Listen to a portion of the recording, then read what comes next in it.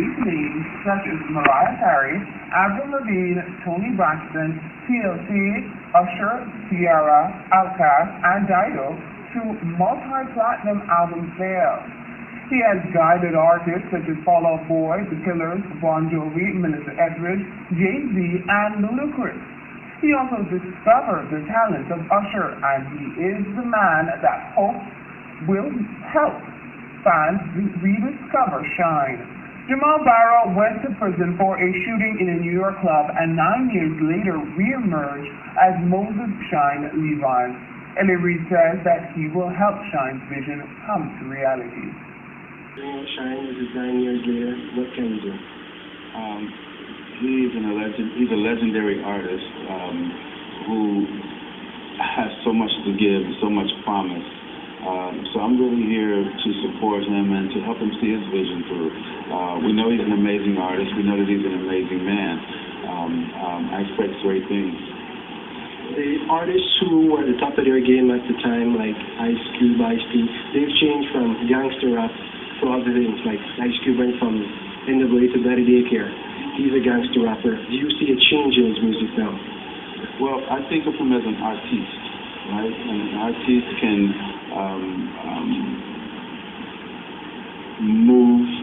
move with their heart, move with the times. If what you're asking is if he's moved on and if he's dated or not dated, the answer is that he's always been a great artiste, right? And a lot of the great artists that were great at the time that you're talking about, as I remember it, it was Jay-Z, and it was artists like that who are still on top today. So not much has changed, to be completely honest. Not much has changed.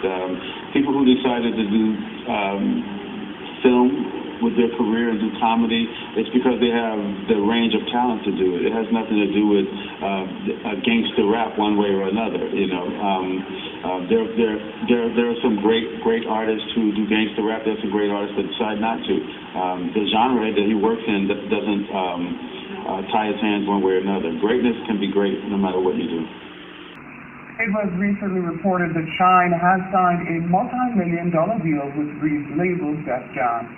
America, in the face of our common dangers, in this winter of our hardship, let us remember these timeless words. With hope and virtue, let us brave once more the icy currents and endure what storms may come. 44 Americans have now taken the presidential oath. The words have been spoken during rising tides of prosperity and the still waters of peace. Yet, every so often, the oath is taken amidst gathering clouds and raging storms. These moments, America has carried on not simply because of the skill or vision of those in high office, but because we, the people, have remained faithful to the ideals of our forebears and true to our founding documents. So it has been, so it must be with this generation of Americans. That we are in the midst of crisis is now well understood. Our nation is at war against a far-reaching network of violence and hatred. Our economy is badly weakened, a consequence of greed and irresponsibility on the part of some, but also our failure to prepare the nation for a new age. Homes have been lost, jobs shed, businesses shuttered. Our health care is too costly, our schools fail too many, and each day brings further evidence that energy strengthens our adversaries. These are the indicators of crisis. Subject to data and statistics, less measurable but no less profound is a sapping of confidence across our land. A nagging fear that America's decline is inevitable, that the next generation must lower its sights. These are the indicators of crisis. Subject to data and statistics, less measurable but no less profound is a sapping of confidence across our land. A nagging fear that America's decline is inevitable, that the next generation must lower its sights. Today, I say to you that the challenges we face are real. They are serious and they are many. They will not be met easily or in a short span of time. But know this, America, they will be met. We gather because we have chosen hope over fear. Unity of purpose over conflict and discord. On this day, we come to proclaim an end to the petty grievances and false promises, the recriminations and worn-out dogmas that for far too long have strangled our politics. We remain a young nation, but in the words of Scripture, the time has come to set aside childish things. The time has come to reaffirm our enduring spirit, to choose our better history, to carry forward that precious gift, that noble idea passed on from generation to generation, the God-given promise, all are equal, all are free, and all deserve a chance to pursue their full measure of happiness. And reaffirming the greatness of our nation, we understand that greatness is never a gift. It must be earned. Our journey has never been one of shortcuts or settling for less. It has not been the path for the faint-hearted. These are the indicators of crisis, subject to data and statistics. Less measurable, but no less profound, is a sapping of confidence across our land. A nagging fear that America's decline is inevitable, that the next generation must lower its sights. These are the indicators of crisis, subject to data and statistics. Less measurable, but no less profound, is a sapping of confidence across our land. A nagging fear that America's decline is inevitable, that the next generation must lower its sights.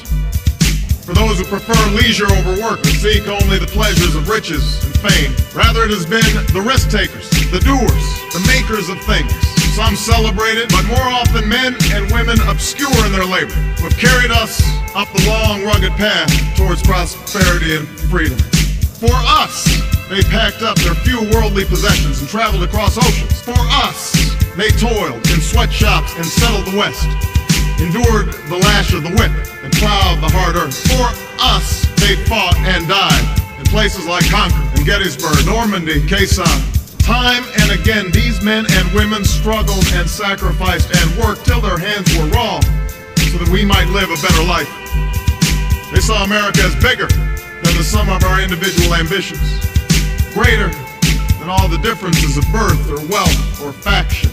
This is the journey we continue today. We remain the most prosperous, powerful nation on earth. Our workers are no less productive than when this crisis began. Our minds are no less inventive. Our goods and services no less needed than they were last week or last month or last year. These are the indicators of crisis, subject to data and statistics. Less measurable, but no less profound, is a sapping of confidence across our land. A nagging fear that America's decline is inevitable, that the next generation must lower its sights. These are the indicators of crisis, subject to data and statistics. Less measurable, but no less profound, is a sapping of confidence across our land. A nagging fear that America's decline is inevitable, that the next generation must lower its sights. These are the indicators of crisis, subject to data and statistics. Less measurable, but no less profound, is a sapping of confidence across our land. A nagging fear that America's decline is inevitable, that the next generation must lower its sights.